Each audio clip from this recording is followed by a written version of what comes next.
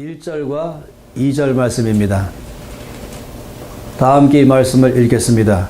그러므로 다윗이 그곳을 떠나 아둘람 굴로 도망하매 그의 형제와 아버지의 온 집이 듣고 그리로 내려가서 그에게 이르렀고 환난 나간 모든 자와 빚진 모든 자와 마음이 원통한 자가 다 그에게로 모였고 그는 그들의 우두머리가 되었는데 그와 함께한 자가 400명가량이었더라. 아멘. 다윗이 이제 사울을 피하여서 유대 광야에서 오랫동안 살았었죠. 그때 주로 거주했던 곳이 바로 아둘람 굴 이렇게 말하고 있습니다. 그런데 다윗 주변에 사람들이 몰려왔습니다. 그 사람들의 수가 점점 많아져 가지고 나중에는 400명이 되었다라고 말하고 있죠. 또 뒤에 나중 말씀 보면 그 수가 또 늘어나서 600명이 되었다라고 말하고 있습니다. 근데 이 다윗 주변에 몰려온 사람들의 이 면면을 성경에서는 아주 놀랍게 또 재미있게 기록했죠. 세 종류의 사람들이 다윗 주변으로 몰려왔다 그랬습니다. 2절 말씀 보니까 환난 당한 모든 자, 두 번째는 빚진 모든 자, 그리고 세 번째는 마음이 원통한 자, 이런 사람들이 다윗 주변으로 몰려왔다라고 말합니다. 이런 사람들이 많이 있는 곳이 어딘지 아세요? 이런 사람들이 많이 있는 곳은 형무소입니다. 형무소, 아세요? 교도소. 이 마음이 원통한 사람, 빚진 모든 사람, 환난 당한 모든 사람. 전부 이런 사람들은 갖고 있는 이 삶이 뭐냐면은 피의식에 꽉 차 있어요. 사람들을 쉽게 믿지 않습니다. 너무 많이 당하다 살다 보니까, 많이 이 사람들로부터 어려움을 당하다 보니까 사람들을 잘 쉽게 못 믿고, 그리고 또한 피의식이 많이 있고, 또 이런 사람들은 자기도 모르는 사이에 삶을 살면서 부정적으로 살게 되고, 그리고 비판적이 되기 참 쉽습니다. 그리고 또 삶이 소극적으로 삽니다. 쉽게 좌절하고 또 포기해버립니다. 사실 이런 사람들의 종류가 직장 생활을 하면은 직장 생활을 오래 못합니다. 하다 보면은 그냥 관두고 또 다른 데로 옮겨가는 것이에요. 능력이 얼마큼 있냐 없냐의 문제를 넘어서서 모든 상황과 사람들과 주어진 일들을 감당하기에는 너무 내면이 약한 사람들인 것입니다. 그러다 보니까 아무리 뛰어난 능력이 있다 할지라도 그 능력이 발휘되지 못하는 사람들이 바로 이런 사람들이에요.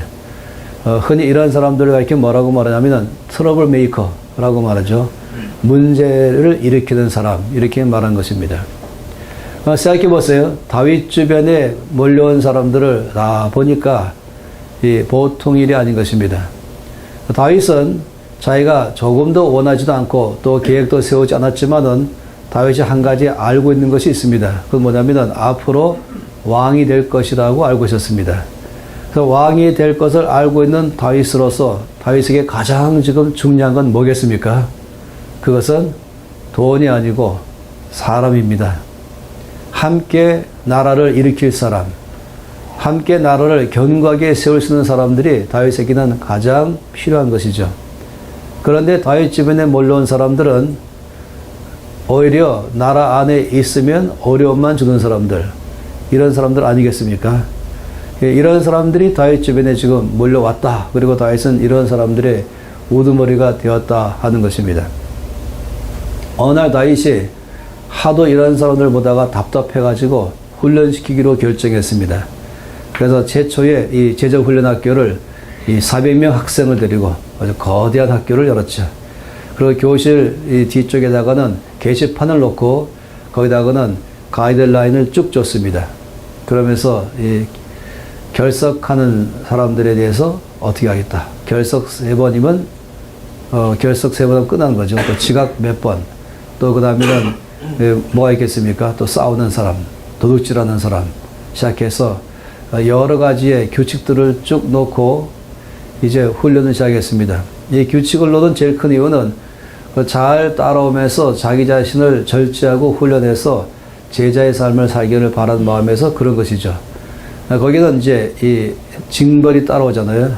그래서 지각 3번 하면 결석 1번으로 치고, 또 결석을 몇 번 하면은 태교를 당한다. 또 이 제일 엄격하게 따지고는 몇 가지 문제들, 남녀 문제를 포함해서 또 이 물질에 대해서 남의 것을 훔쳐가는 사람들도 포함해서 또 이제 이 다투는 것, 그리고 심하면 구타하는 것, 이런 것들은 이제 아예 퇴교 조치를 하겠다. 그래서 모두가 다 그런 면에 잘 하기를 바란 것이죠. 또 흡연하는 것을 발각된 즉시라든지 이제 음주 문제라든지 이런 일을 넣어서 잘 따라오기를 바랬습니다. 3개월 동안에 열심히 이제 다윗은 이들을 훈련하기 시작했죠. 3개월의 강의가 끝나고 이제 전도여행을 갈 때가 됐습니다. 근데 전도여행 갈 때에 문제가 발생했습니다. 뭔지 아십니까? 그 사이에 다 잘렸습니다. 그래서 전도여행 갈 사람이 없다는 것이에요. 이 사람들은 정말로 그 규칙을 잘 따르고 싶은 마음은 있지만 너무 오랫동안 제멋대로 살아가고 마음속에 있는 이 아픔이 커가지고 자기 문제를 잘 해결하지 못하는 사람들이었던 것입니다. 그러다 보니까 이 정말로 잘 이 훈련에 참여하면서 변화되기를 바랬지만은 그러나 그 안에 변화를 할 수 있을 만한 내적인 힘이 모자란 것입니다. 충분히 그럴 만한 하나의 상상을 해볼 수 있는 것이에요. 그런데 제가 참 더 놀란 사실은 뭐냐면은 이 사무엘 하 23장 말씀 보면은 거기에 다윗의 용사들 해서는 31명의 뛰어난 용사들의 이름이 쭉 기록되어 있습니다. 그러니까 사무엘 하는 다윗이 이제 왕이 된 때이죠. 그리고는 왕이 되면서 점점 강성해지고 그런 나라를 견고하게 세우고 그런 주변의 나라들을 굴복시키고 그러면서 아주 역사상 이스라엘 안에서 가장 확장되고 있는 그런 강한 왕으로서 등장되는 것이 이 사무엘 하인 것입니다. 그런데 거기에 이제 모든 것 다 끝난 다음에 총결산하면서 누가 다윗과 함께 이렇게 나라를 견고하게 세우는가 하는 것을 말할 때에 거기 이제 리스트가 바로 사무엘 하 23장에 나와 있는 것입니다. 용사들의 이름이 나와 있는 것이죠. 근데 질문이 있는 것이죠. 이 용사들은 언제 다윗과 함께 일했는가? 이 용사들은 어디서부터 왔는가? 하는 질문인 것입니다. 이것은 우리 모두가 다 갖고는 궁금한 질문입니다. 몇 가지의 가능성을 보고 싶어요. 첫째는 이 사람들은 유학파인가?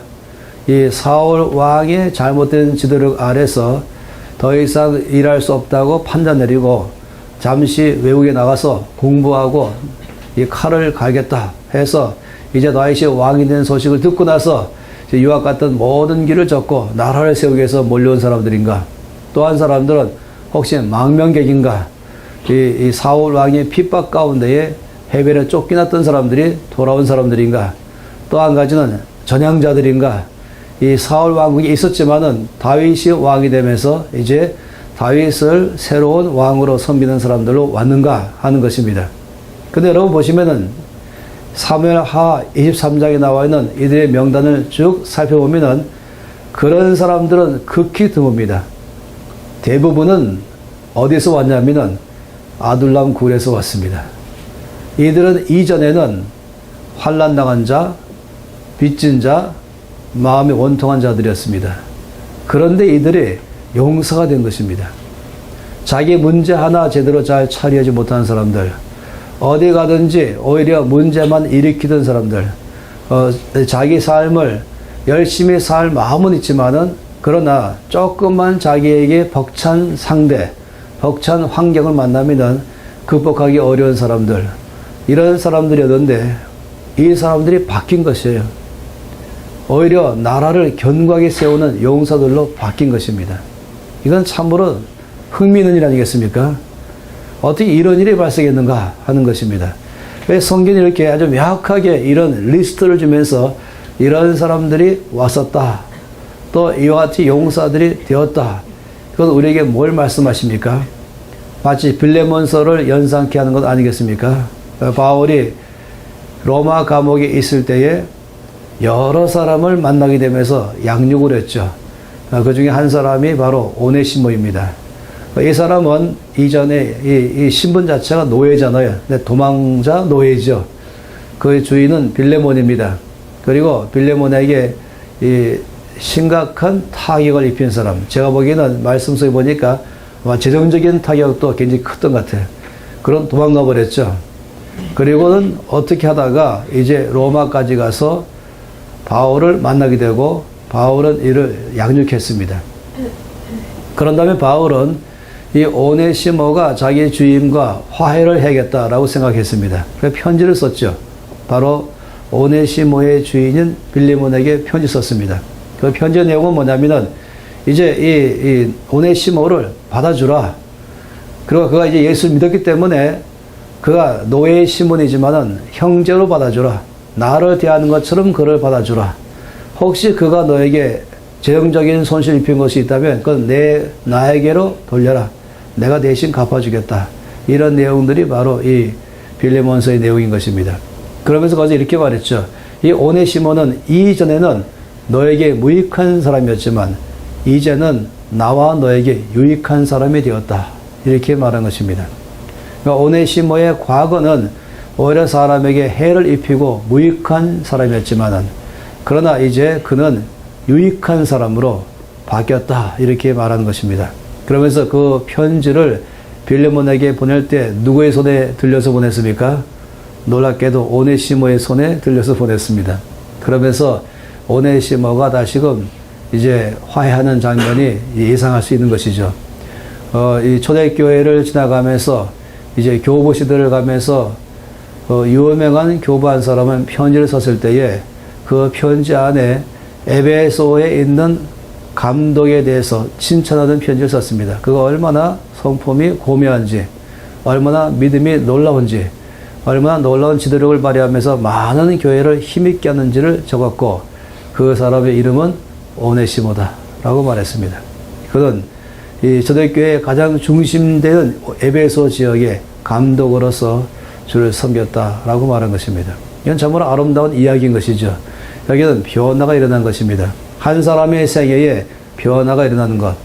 오히려 늘 거꾸로 영향을 받던 사람이 영향을 주는 사람으로 바뀌는 것. 이건 정말 아름다운 이야기인 것입니다. 그러다 보니까 이제 궁금한 게 뭐냐면은 여기에 어떻게 해서 이런 일이 일어나는가? 이 사람들이 어떻게 이런 놀라운 변화가 일어나서 나라 전체를 바꾸는 사람으로 바뀌었는가 하는 것입니다. 여기 열쇠가 어디 있겠습니까? 열쇠는 바로 다윗입니다. 다윗이라는 한 사람에 의해서 이 사람들이 변화가 일어난 것입니다. 그러다 보니까 이 다윗의 지도력이 상당히 흥미가 있는 것이죠. 이 다윗은 자기의 주변에 몰려온 사람들, 정말로 별로 쓸모가 없어 보이는 사람들, 문제만 일으켜 보이는 그런 사람들, 낮은 자존감 때문에 항상 피의식 가운데 있고 불평만 하고 원망만 하고 쉽게 낙심해버리는 이런 사람들. 다윗은 이 사람들을 변화를 준 것입니다. 성경 말씀에 여러 군데 말씀하다 보면은 그 다윗이 어떻게 이런 일이 일어나게 했다는 것에 대한 이 힌트들을 많이 알 수 있어요. 말씀에다가 마치 보물찾기처럼 이쪽에 조금, 저기 조금씩 심어놔서 정말로 부지런한 사람들만 찾을 수 있도록. 그래서 다 찾아내면은 마치 이제 퍼즐이 마시는 것처럼 말씀의 비밀을 발견하는 것 있지 않겠습니까? 시편 139편 말씀 보면은 다윗은 자기가 누군지를 명확하게 알고 있었다라고 말하고 있습니다. 그 말씀 보면은 자기는 정말로 하나님이 지으신 존재이고 하나님이 지으실 때는 얼마나 놀라운지 뭐라고 표현했습니까? 하나님이 나를 지으심이 신묘막측하심이라. 그러니까 wonderfully, fearfully made. 그러니까 wonderful, 이 말로 표현할 수 없는 너무 놀라운 것. 그래서 하나님이 저를 지으심이 신묘막측하심이라. 하나님이 나의 장부를 지으시고 라고 말씀했어요. 나의 보이는 것, 나의 보이지 않는 것, 이 전체. 나는 그냥 이 땅에 저절로 온 존재가 아니고 나는 우연히 온 사람도 아니고 실수로 온 사람도 아니고 하나님이 나를 지으셨습니다. 하나님이 나를 지으실 때는 실수하지 않으시고 놀랍게 지었습니다. 그래서 내가 나를 볼 때에 하나님의 이 걸작품인 나를 바라보니까 정말로 신묘막측합니다. 라고 말한 것이에요. 신묘막측하다 이 말을 너무 기니까 한 단어로 줄인 것은 뭔지 아시죠? 오, 네. 너무 놀랍다. 그러니까 다윗은 하나님 안에서 자기를 볼 줄 아는 사람이었습니다. 내가 얼마나 놀라운 사람인가. 생각해 보세요. 저 여러분 모두는요, 하나님이 지으신 것입니다. 우리는 진화론을 조금도 믿지 않죠. 우리 하나님이 각 사람을 지으시고 이 땅에 보내신 것을 분명히 믿습니다. 성경 여러 차례 많은 사람들이 말씀하시죠. 예레미야에게 주께서 말씀하실 때도 내가 너를 어미 뱃속에 있기 전부터 알았고 내가 너를 복중에 지었고 내가 너를 처음부터 놀라운 계획을 세워서 이 땅에 보냈고 그 일을 감당할 수 있도록 나는 너희 모든 필요를 채우는 하나님이다 라고 말씀했던 것이에요. 예레미야도 놀랬죠. 하나님, 저는 한 번도 저에 대해서 이런 시각으로 바라본 적이 없습니다. 주님 말씀하기를 이것이 바로 너다 라고 말씀하는 것이에요. 그래서 자기 자신이 얼마나 놀라운 존재인지를 아는 것, 이것은 참으로 다른 사람에게 영향을 줄 수 있는 출발점인 것입니다. 근데 다윗이 바로 그런 사람이었어요. 다윗은 하나님의 눈으로 자기를 볼 줄 아는 사람이었습니다. 내가 얼마나 놀라운 존재인가. 하나님이 나를 지을 때에 주신 바는 이 보배, 보석같이 빛나는 뛰어난 아름다움들을 내 속에 둔 것을 다윗은 본 것입니다. 따라서 그런 다윗이기 때문에 함께 있는 사람들에게 그 점을 계속적으로 알려준 것이죠. 여러분, 이 낮은 자존감이라고 말한 것은 한마디로 말하면 자기를 제대로 이해하지 못함으로 발생하는 것입니다. 자꾸 남의 시각에 의해서 바라보는 나, 또 나의 과거의 나의 행동과 삶에 의해서 규정되어 버린 나, 실패자, 못난이, 그리고 너는 어리석은 자, 너는 약한 자, 실수를 잘하는 자, 죄를 잘 짓는 자, 너는 형편없는 자, 너는 재미없는 사람, 이런 여러 가지를 붙여가지고 이런 것으로 이런 많은 수식어가 나를 가리키기 시작하면은 그러면 낮은 자존감에 들어가는 것이에요. 자기를 있는 그대로 바라보지 못하는 것이죠. 그래서 다윗이 끊임없이 이들에게 한 것은 뭐냐면은 이들이 얼마나 놀라운 사람들인가. 하나님이 당신들을 지으셨고 그리고 지을 때에는 가장 탁월하게 지으시고 각 사람마다 하나님께서 주신 장점과 뛰어난 점이 있어서 하나님께서 그걸 통해서 당신 안에서 일하기를 원하신다. 이것이 다윗이 사람들을 바라보는 기준이었습니다. 자기를 그런 눈으로 바라볼 수 있는 이해가 있기 때문에 다른 사람들을 볼 때도 그런 이해로 바라보는 것입니다. 보통 사람들은 사람들 볼 때마다 외모로 볼 때가 참 많지요. 그래서 학력 보거나 경력 보거나 아니면 외모로 보거나 이럴지 모르겠습니다만 하나님은 그 속 사람 보잖아요. 그 속이 얼마나 아름다운 것인지. 근데 모든 사람들은 다 아름다워요. 모든 사람들은 다 탁월합니다. 왜냐하면 다 하나님의 지으시고 이 땅에 보내셨습니다. 한 사람 한 사람을 보면 가장 놀랍죠. 오죽하면 다윗은 하나님이 나를 지으심이 신명막측하심이라. 또 바울도 이것을 분명히 알았죠. 그래서 에베소 2장 10절 말씀 보니까 우리는 그의 만드신 바라 이렇게 말했습니다. 사실은 그것은 원래 원어로 말하면 우리는 그의 시입니다 라고 말한 거예요. 시라고 말한 것 이거만큼이나 노력이 없겠어요. 이 시인이 시를 적었을 때에 그 시는 단어 하나하나가 아주 엄선된 것입니다. 마치 바닷가에서 이 가장 흠 없는 조개 하나를 죽기 위해서 바닷가를 한참 헤매는 것처럼 그렇게 해서 조개 하나를 건진 것처럼 시인들도 이 시 하나하나는 그냥 아무렇게나 갖다가 말을 집어넣는 게 아니죠. 그래서 우리는 그의 시라고 말하면 그래서 이것을 이제 영어 성경에서는 의역을 했어요. 어떻게 했습니까? We are his masterpiece 라고 말했죠. 우리는 그의 걸작품입니다. 그리고 우리나라 말로는 그냥 우리는 그의 만드신 바라 이렇게 말했죠. 한마디로 말하면 나는 하나님의 걸작품입니다. 고흐의 그림을 저는 참 좋아하거든요. 또 렘브란트의 그림도 좋아하고 그렇지만은 그런 그림들을 우리가 걸작품으로 말하지만은 그러나 하나님의 작품과 누가 비교할 수 있겠습니까? 이 거울에 있는 그 사람은 하나님의 작품입니다. 그래서 그 사람에게 좀 말을 해줄 필요가 있어요. 그 옆에 사람에게 여러분이 이 믿음적 예언을 말하면 좋겠습니다. 당신은 하나님의 걸작품입니다. 또 반대 사람에게 말하면 좋겠어요. 이젠 이 믿음의 또 선포입니다. 나는 하나님의 걸작품입니다. 사실은 이 소식을 꼭 들어야 될 사람이 있는데요. 왜냐하면 한 번도 이 사람은 이 소식을 못 들었어요. 이런 소식을 한 번도 못 들은 사람을 뭐라고 말하냐면 미전도 종족이라고 말합니다. 그런데 이런 미전도 종족에게는 이 말씀은 반드시 이 놀라운 진리를 알려줘야 되는 것입니다. 저는 여러분에게 미전도 종족을 만날 수 있는 기회를 드리고 싶어요. 뭐냐면은 이제 이 끝나고 나면은 여러분이 다 화장실 가서 거울 앞에 서시면 어디서 많이 본 사람이 등장할 것입니다.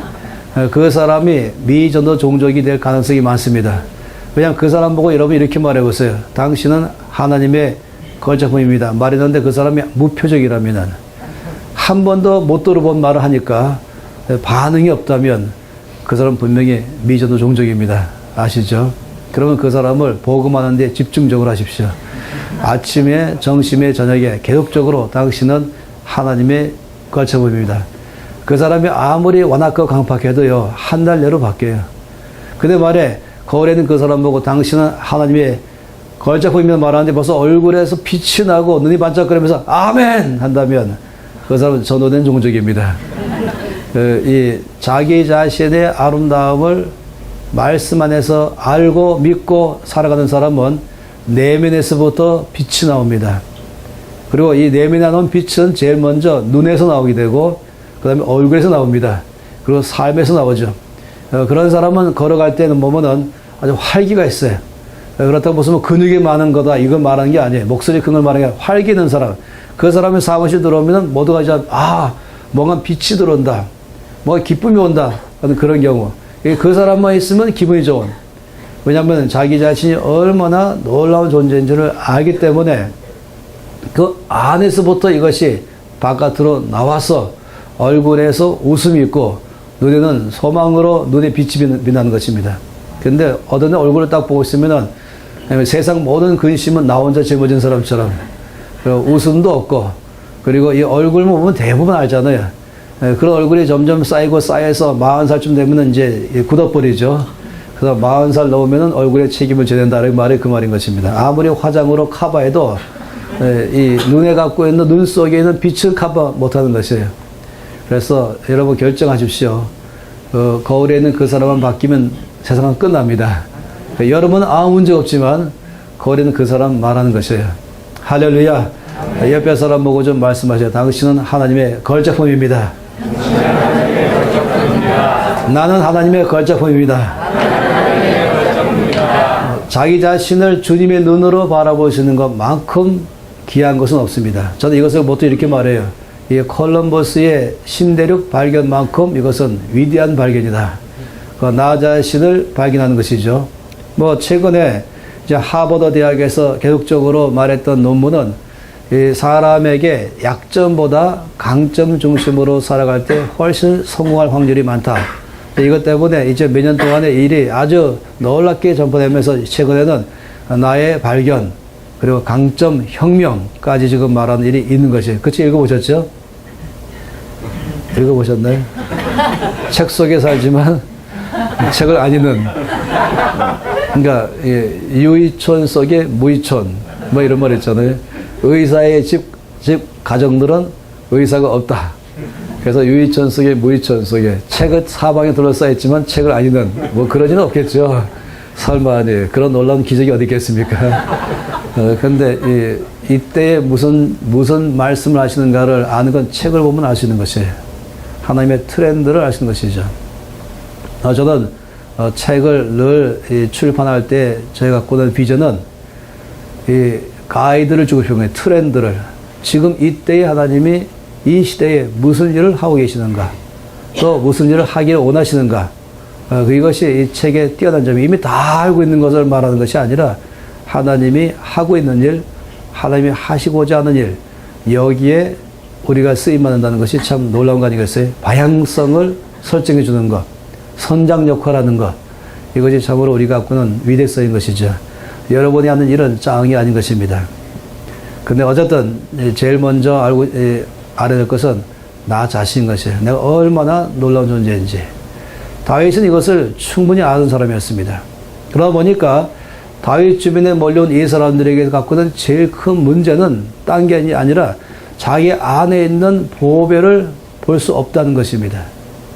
너무 많이 외부적인 요인들 때문에 이것에 의해서 가려져 버린 것입니다. 사람들은요, 단점은 쉽게 발견하고 단점은 쭉 금방 말해요. 근데 장점은 발견하기 참 어렵습니다. 왜냐하면 단점이 많다 보면은 그 단점이 너무 부각돼 가지고 장점이 안 보이는 것입니다. 그러다 보면 사람들은 단점만 계속 말하는 것입니다. 그러면 또 이건 악화되는 것이죠. 여러분 최근에 방송국에서 실험한 걸 아시잖아요. 두 개의 투명 유리컵에다가 쌀을 똑같이 넣어놓고 한 달 동안 이쪽에는 축복의 말을 하고 이쪽에는 저주의 말을 하고 이쪽에는 사랑의 말하고 이쪽에 미워의 말을 하기 시작했어요. 한 달 후의 결과는 이 두 쌀 다 곰팡이가 났는데 한쪽에는 아주 예쁜 곰팡이고 한쪽에는 아주 시커멓고 컴컴한 흉측한 곰팡이가 난 것이고 한쪽의 곰팡이는 향기가 있는데 한쪽에 악취가 나는 것입니다. 뭐 이거는 이미 다 아는 얘기죠. 옛날부터 이 물은 답을 알고 있다라고 말한 것처럼 똑같이 두 종류의 물을 넣고 계속적으로 똑같이 축복과 저주의 말을 하고 났더니 한쪽의 물은 결정체가 아주 아름다운 이 결정체로 형성되어 있고 한쪽의 결정체는 무슨 마귀의 갖고 있는 형상처럼 마치 이 지옥의 모습을 연상할 만한 그런 결정체가 되어 있지 않겠습니까? 이 사람의 몸의 70% 이상이 물이잖아요. 그렇기 때문에 우리가 이 진리를 듣고 자라나야 되는데 자꾸만 진리 아닌 것을 진리인 것처럼 바꿔 자라났죠. 그래서 너는 못났다. 너는 실패자다. 그리고 너는 죄인이다. 너는 바보다. 그리고 너는 자주 넘어진다. 뭐 여러 가지로 계속적으로 이 약점이 곧 나 자신 전체인 것처럼 나의 단점이 곧 나 전체인 것처럼 환난당한 자, 빚진 자, 원통한 자들은 결국은 이 주변에 의해서 자기가 형성됐고 자기의 모든 일에 의해서 형성된 사람이기 때문에 결국 낮은 자존감 속에서 모든 면의 삶을 수동적으로 살아가고 그리고 이 세상을 이 세상 안에서 서바이브하기에 바쁜 사람들 그런 사람들이 주로 다윗 주변에 몰려왔는데 다윗이 이들을 세상에 리바이브 할 수 있는 사람으로 영향을 주고 변화를 주는 사람으로 바꿨다는 것이 바로 이 다윗의 지도력인 것입니다. 다시 말하면 다윗은 그들을 바라볼 때마다 뭐였냐면은 그들 속에 많은 단점 안에 감추어져 있는 장점 이것을 끊임없이 드러내는 사람인 것입니다. 마치 어떤 사람이 이 진주를 보는데 이 진주가 진흙 속에 감춰져 있는 것이에요. 묻혀 있는 것이에요. 진주가 진흙 속에 묻혀 있어가지고 안 보이는 것이죠. 근데 가끔씩 빛에 거기서 이 진주가 잠깐씩 빛을 발한 것이에요.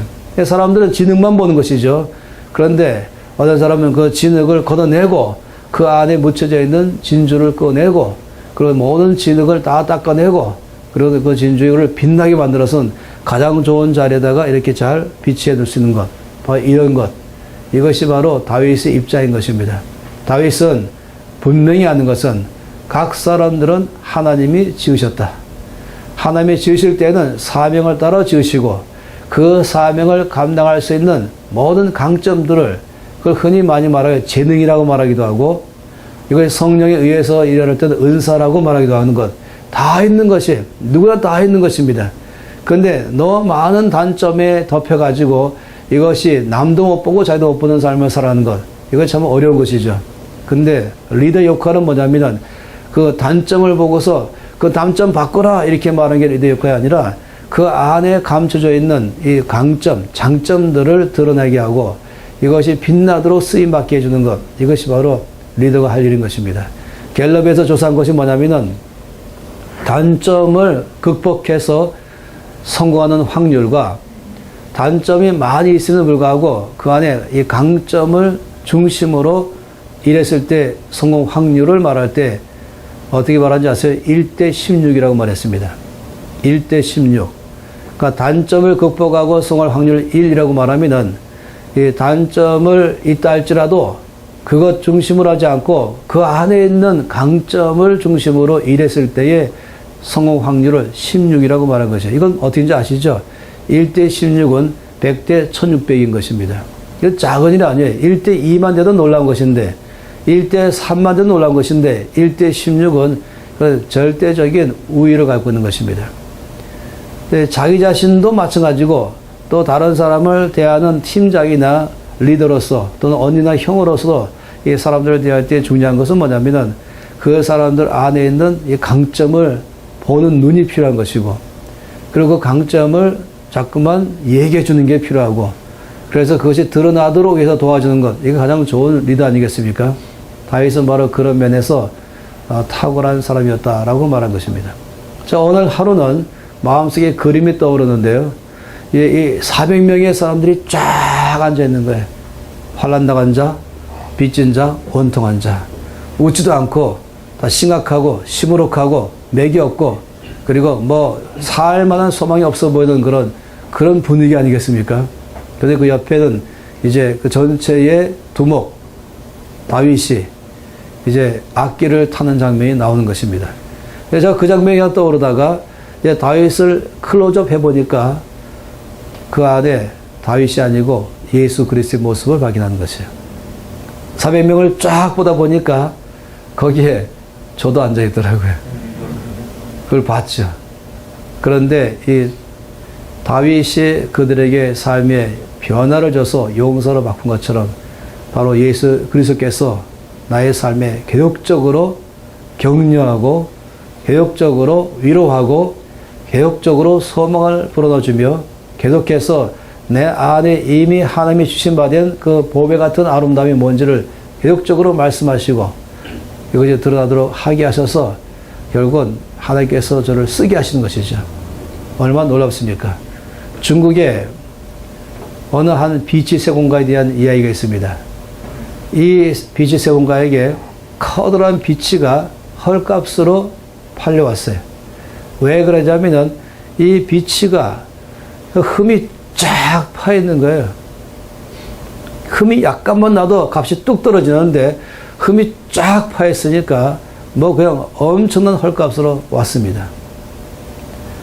이 비치 세공가가 자기에게 이제 와 있는 이 흠이 잔뜩 파있는 이 비치를 손에 들고 360도로 사방을 이제 뜯어보기 시작했습니다.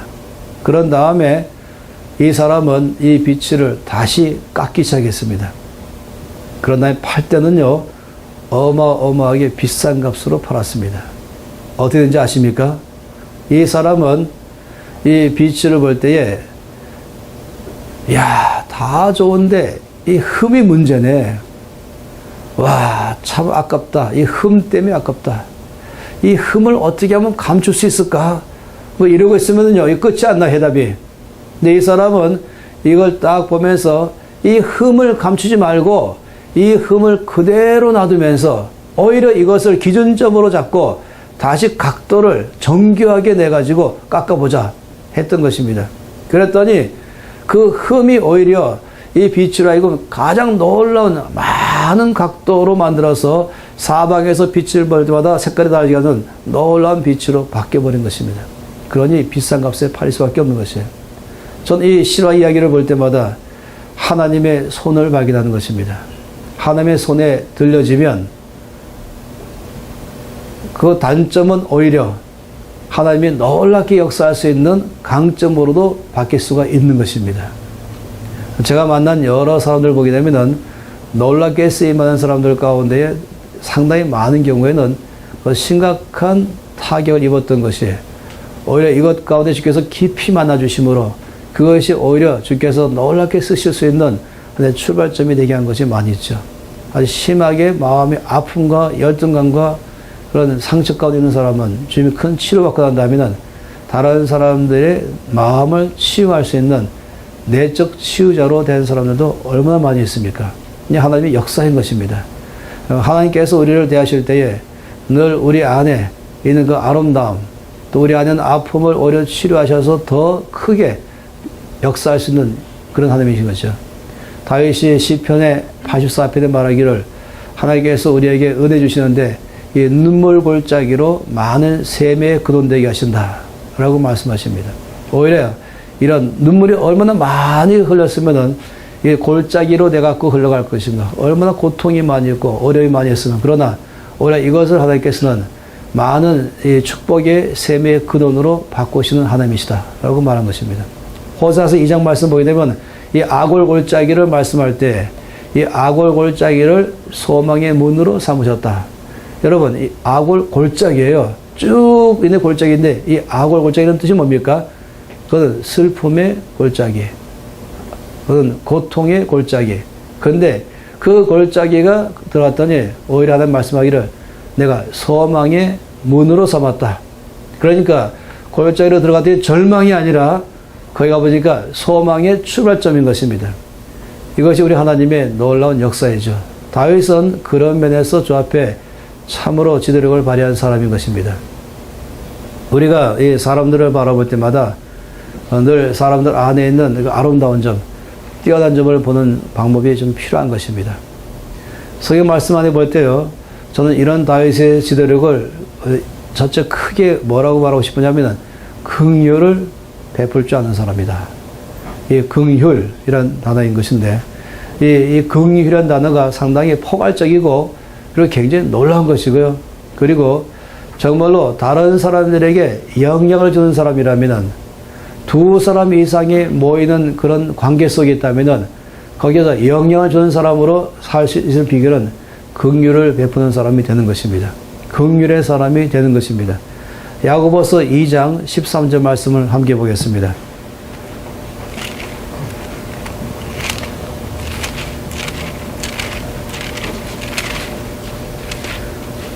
야고보서 2장 13절 함께 읽을까요? 긍휼을 행하지 아니하는 자에게는 긍휼 없는 심판이 있으리라. 긍휼은 심판을 이기고 자랑하느니라. 이 야고보서는 믿는 사람이 어떻게 살 것인가에 대해서 말씀하는 내용이죠. 그 중에 한 가지가 바로 이 말씀인데 긍휼을 행하지 아니하는 자에게는 긍휼 없는 심판이 있겠다라고 말씀하신 것은 긍휼로 행하라 이 말씀이죠. 그러면서 뭐라고 말씀했습니까? 긍휼은 심판을 이기고 자랑한다. 이 야고보서는 이 땅에서 살아가는 모든 하나님의 백성들의 법칙인 것입니다. 하늘 시민권자들이 이 땅에서 어떻게 살 것인가를 말한 것이에요. 하늘나라의 원칙은요, 긍휼의 심판을 이기고 자랑한다고 말한 것입니다. 이 긍휼과 심판의 뜻이 뭐겠어요? 한번 생각해 보겠어요. 이 긍휼에 대한 정의를 내려보고 싶습니다. 이 긍휼을 이해하려면 은혜와 긍휼을 함께 이해해야 됩니다. 이 은혜라고 말한 것은 받을 만한 자격이 없는데도 불구하고 받는 것, 이것이 이 은혜의 가장 큰 초점입니다. 받을 만한 조건도 안 되고 받을 만한 능력도 없고 받을 만한 자격도 안 되는데 받는 것, 이것이 은혜인 것이에요. 그러니까 하나님의 자녀가 되는 것, 이것은 은혜로 된 것입니다.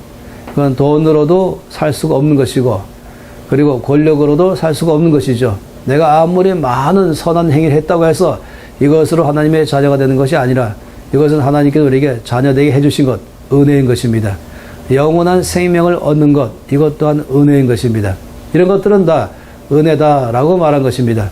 근데 긍휼은 뭔지 아십니까? 긍휼은 마땅히 받아야 되는데 받지 않는 것입니다.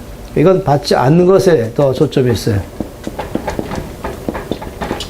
다시 말하면 영원한 사망, 우리는 영원한 사망을 피할 수가 없었지요. 모든 사람은 다 죄인이고 의인은 없다라고 말씀했습니다. 그리고 죄의 삭은 사망이라고 말했습니다. 모든 사람은 다 사망에 들어갔는데 우리에게 사망에 이르지 않게 했습니다. 우리가 하나님의 진노를 피할 수 없었는데 하나님의 진노를 받지 않게 하셨습니다. 우리에게 심판할 수 없는데 심판에 이르지 않게 했습니다. 우리는 저주 아래 놓여 있었지만은 우리가 저주를 받지 않게 했습니다. 이런 모든 것들은 다 긍휼이다 라고 말한 것이에요. 그러니까 은혜와 긍휼은 어찌 보면 정반대이고 또 어찌 보면 하나입니다. 그래서 이 동전의 양면이라고 말하죠. 이 선이 하나인데 손등과 손바닥처럼, 그래서 하나님의 이 사랑의 표현 가운데 은혜와 긍휼이 있는 것입니다. 그래서 받을 수 없는 중에 받는 것 은혜요, 마땅히 받아야 되는데 받지 않는 것 긍휼인 것입니다. 어떻게 받지 않게 하겠습니까? 용서가 들어간 것이에요. 그 안에 하나님께서 용서하심으로 말미암아 이것을 받지 않게 한 것이죠. 그 사람의 행한 대로 처벌하지 않고 그것에 대해서 용서해 주신 것입니다. 이것이 긍휼이라고 말한 것이죠. 그런데 이 긍휼과 함께 또 볼 수 있는 하나의 단어는 공의입니다. 이 긍휼과 공의는 어찌 보면 또 정반대처럼도 보이는 것이에요. 이 공의는 모든 것의 기준이 뭐냐면 옳고 그름인 것입니다. 그러니까 옳은 건 옳고 그른 건 그르다라고 말하고, 이 심판은 공의의 결과인데요. 다시 말하면 옳은 것은 상 주고 그른 것은 벌 주는 것, 이것이 바로 심판이죠. 그러니까 긍휼에 따라오는 공의에 따라오는 결과가 바로 심판인 것입니다. 따라서 성경 말씀 가운데 긍휼을 행하지 아니하는 자에게는 긍휼 없는 심판이겠다 말한 것은 뭐냐면, 그런 사람은 긍휼을 행하지 않고 뭘 행하는 것입니까? 공의를 행하는 것입니다. 모든 것이 항상 옳고 그름만 가지고 살아가는 것입니다. 그런 사람에게 주께서 말씀하기를 그럼 나도 너에게 동일하게 대하겠다 이렇게 말씀하셨어요. 사실 그것보다 더 중요한 것은 그렇게 살지 말란 얘기죠. 우리에게 말씀하시기를 공의를 무시하면 안 되지만은 공의로 살지 않고 긍휼로 살아가라. 하나님의 나라는 이 긍휼이 공의를 이기고 자랑한다. 제가 보기에는요, 이것을 갖다가 아마 두 가지 방법으로 표현할 수 있겠어요. 하나는 뭐냐면 이 긍휼과 공의에 있어서 이 긍휼이 공의보다 크다, 뭐 이런 면에서 말할 수도 있겠고, 또 제가 보기에는 이 공의가 있는데 긍휼은 이 공의를 다 인정하고 분명히 그것을 다 받아들이고, 그렇지만 그것을 더 포함해서 넓어지는 것, 이것을 긍휼이다라고 말 수도 있겠습니다. 그러니까 이 긍휼 그러면 이것이 공의를 무시하는 게 아닌 것이에요. 긍휼을 베푼다는 것이 잘못된 것에 대해서 그냥 모른 척하고 아예 무시하는 것이 아니라 다 보죠. 그렇지만 그걸 넘어가는 것입니다. 이것이 긍휼인 것이죠. 하나님이 저와 여러분을 대할 때에 놀랍게도 공의로 대하지 아니하십니다. 물론 공의로도 대하셨죠.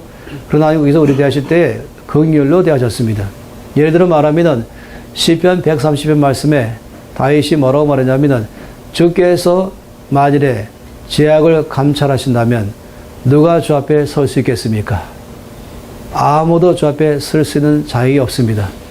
그러나 우리 주님은 용서하시는 하나님이시라. 그러므로 내가 주의 은혜를 간절히 기다립니다. 주의 구원을 기다립니다. 주의 도움을 기다립니다. 라고 말한 것이에요. 우리가 주 앞에 나갈 때는요, 주님의 긍휼을 의지함으로 나가는 것입니다. 주께서는 우리의 행한 대로 갚지 아니하시고 우리 이걸 다 용서하시고, 그리고 더 나가서 긍휼은 그냥 소극적인 단어가 아니에요. 용서합니다 이 정도 아니라 더 나가서 내가 너를 도와주겠다. 너희 안에 있는 강점, 너희 안에 있는 뛰어난 점, 이것을 내가 오히려 더 드러날 수 있도록 내가 너를 도와주겠다.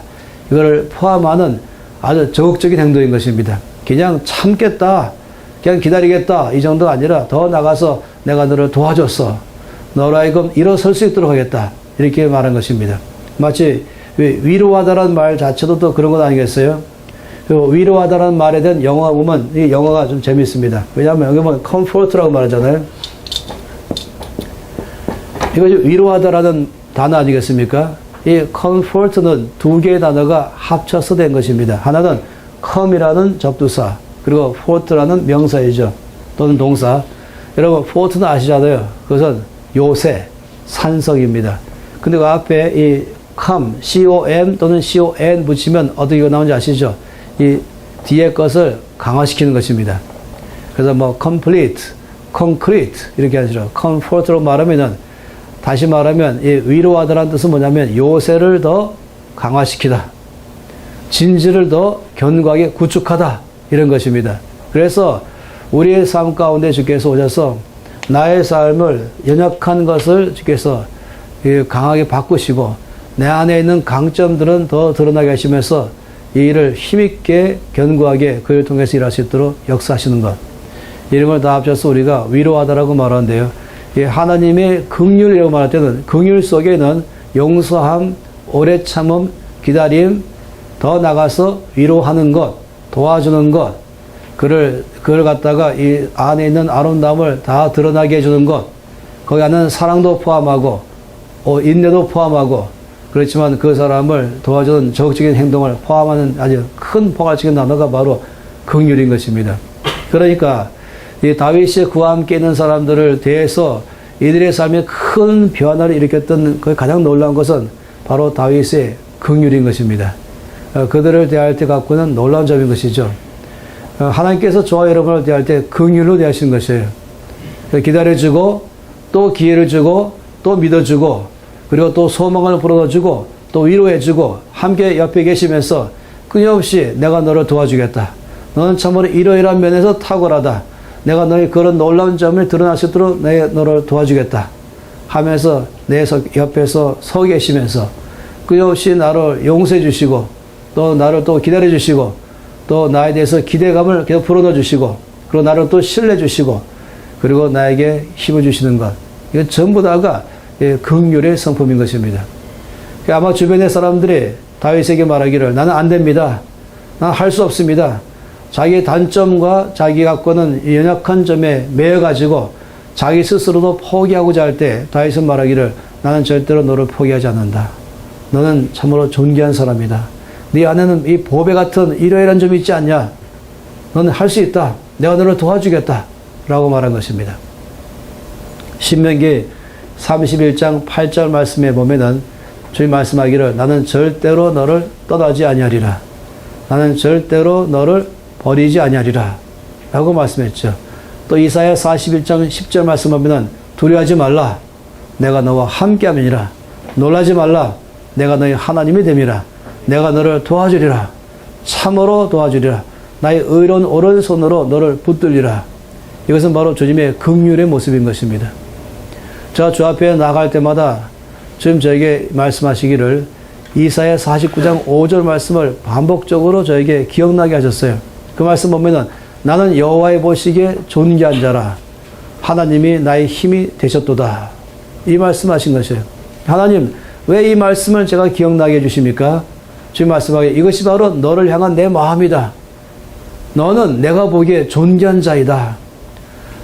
나를 바라볼 때 한심하고 못났고 실패자요. 그리고 제일 짓게 빠르고 그리고 실망시키기를 너무 잘하는 자. 이게 내 안에 갖고 있는 내 모습이라면 아니 주님 말씀 아니라 너는 내가 보기에 존귀한 자이다. 계속적으로 너는 참으로 존귀하다. 내가 너를 사랑한다. 그리고 내가 너의 힘이 되어주겠다. 말씀하는 것이에요. 이게 바로 긍휼의 모습인 것입니다. 그 리더로서 다른 사람에게 영향을 주는 다윗으로서는 끊임없이 이들에게 이것을 심어준 것입니다. 너는 참으로 존귀하다. 내가 너를 도와주겠다. 난 너를 버리지 않을 것이다. 그리고 난 너를 떠나지 않을 것이다. 함께 있자. 네 안에 갖고 있는 그 아름다운 점, 네 안에 그 뛰어난 점들이 있지 않냐? 이것이 드러나도록 끊임없이 옆에 도와주는 것이 바로 다윗의 놀라운 섬김이었습니다. 그러니까 이 사람들의 삶이 다 바뀌어나는 것이죠. 지금 이때는요, 이런 지들에게 참으로 필요한 때인 것입니다. 그냥 공의로 하면서 잘했으면 칭찬하지만은 잘못했으면 가차없이 거기에 대해서 처벌하는 것, 이것이 아닌 것이에요. 하나님께서 우리를 대하실 때에 끊임없이 용서해 주시고 또 격려하시고 위로하시고 힘을 주시고 함께 하시고 하셨던 것처럼 이것이 바로 다윗이 그의 사람들에게 했던 것이고 이것이 그 사람들의 큰 변화를 일으켰던 원동력이었습니다. 그리고 주께서 동일하게 저와 여러분에게 이렇게 해오셨죠. 또 앞으로도 하실 것이에요. 우리 곁에 계시면서 내가 너를 도와주겠다. 난 절대로 너를 떠나지 아니할 것이다. 난 절대로 너를 버리지 않을 것이다. 내가 보기에 너는 참으로 존귀한 자이다. 내가 너의 힘이 되어주겠다. 나의 강한 오른손으로 너를 붙들어 주겠다. 라고 말씀하는 것입니다. 그리고 내가 너를 사용하겠다 말씀하는 것이에요. 우리 모두를 이 땅에 보내신 그 뜻을 이루도록 주께서 역사하신 것입니다. 이것으로 우리 안에 끊임없이 그 주님의 긍휼을 받으시고 그리고 우리가 또 모든 사람을 대할 때마다 긍휼로 대하면 참 좋겠습니다. 기도하겠습니다. 아버지 감사합니다. 다윗 안에서 우리 주 예수 그리스도의 모습을 발견합니다. 성령 하나님의 모습을 발견합니다. 하나님 아버지의 모습을 발견합니다. 이 환난당한 자, 빚진 자, 원통한 자들이지만은 그러나 다윗이 이들을 끊임없이 위로하고 포기하지 않고 섬기고 그들 안에는 많은 단점 중에 빛나는 숨겨있는 장점들을 드러내고 이것을 통해서 일하도록 섬겼습니다. 이래서 지금 이 훗날에 이들은 다윗과 함께 큰 용사가 된 것을 기억합니다. 예수님 감사합니다. 우리에게 이와 같이 늘 대해주신 참으로 감사합니다. 용서하시고 또 용서하시고 기다리시고 또 기다리시고 또 신뢰 주시고 또 기회 주시고 그리고 우리에게 힘이 되어주시고 우리 안에 주께서 끊임없이 속에 있는 아름다움을 개발하게 해서 용사로우시는 예수님 감사합니다. 우리 또한 살아갈 때 긍휼로 살기로 결정합니다. 우리 주변의 모든 사람들을 대할 때마다 주께서 나를 대하신 것처럼 또한 우리도 이렇게 모든 주변 사람들을 대하면서 하나님 나를 변화시키시고 또 나를 통하여 변화를 주는 사람 되게 하여 주시옵소서. 예수 그리스도의 이름으로 기도.